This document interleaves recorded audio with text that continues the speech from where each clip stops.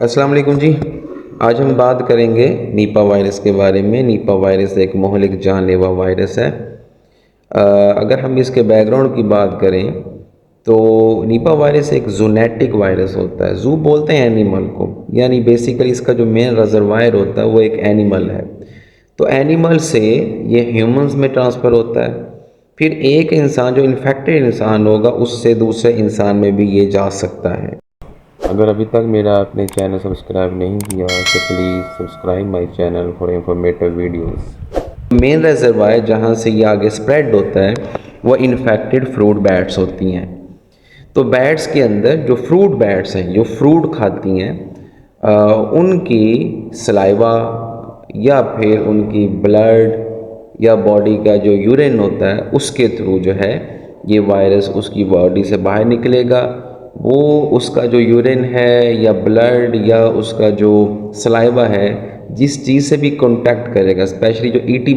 Video को and तक लाजमी देखिएगा ताकि आपको कम्प्लीटली समझ आ सके कि नीपा वायरस क्या होता है, इसकी डायग्नोसिस क्या है, इसका ट्रीटमेंट कैसे होता है।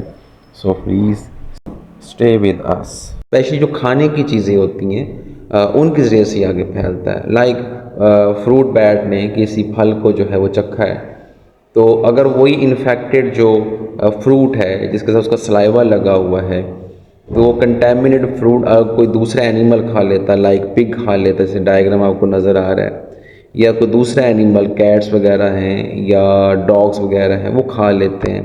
ये सारे पेट एनिमल्स हैं। तो अब इन पेट एनिमल्स के बॉडी के अंदर वायरस जा चुका है।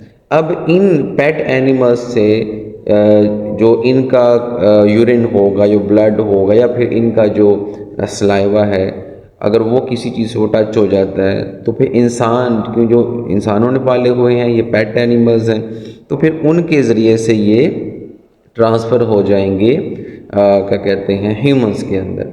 फिर एक इन्फेक्टेड इंसान के उसी तरह से ब्लड, सीरम या फिर उसके बॉडी फ्लूइड के ज़रिए से दूसरे इंसानों तक जो है ये फैलना शुरू हो जाएगा। तो इसके कॉजेज़ हैं। इसके अलावा जो है अगर डायरेक्ट बात की जाए तो कंटेमिनेटेड फ्रूट अगर इंसान डायरेक्टली खा ले तो अभी इंसान के अंदर जो है ये वायरस आ सकता है।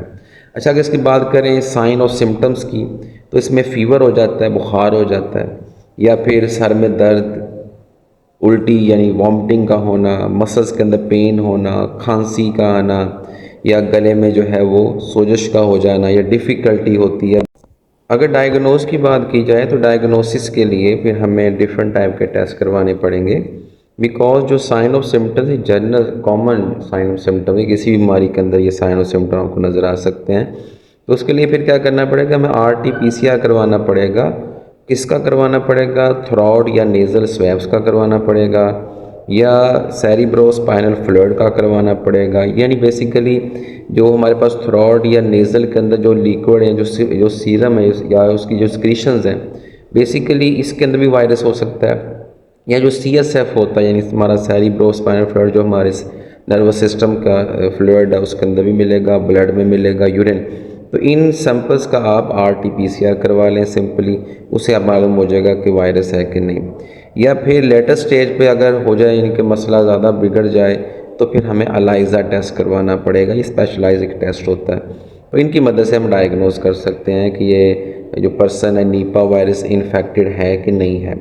अगर ट्रीटमेंट की बात करें तो ट्रीटमेंट के लिए ट्रीटमेंट के लिए सपोर्टिव केयर है, क्योंकि इसके लिए कोई भी अभी तक प्रॉपर कोई मेडिसिन नहीं बनी, कोई वैक्सीन तैयार नहीं हो सकी जो हम वैक्सीन लगवाने के बाद हम कहेंगे जी हम इम्यून हो जाएंगे, हम बच जाएंगे। तो इसके लिए जो सपोर्टिव केयर है, मतलब कि जो बीमारी अब हो गई, जैसे फीवर हो गया है या सर में दर्द कोई और मसला है, तो उसका इलाज किया जाएगा।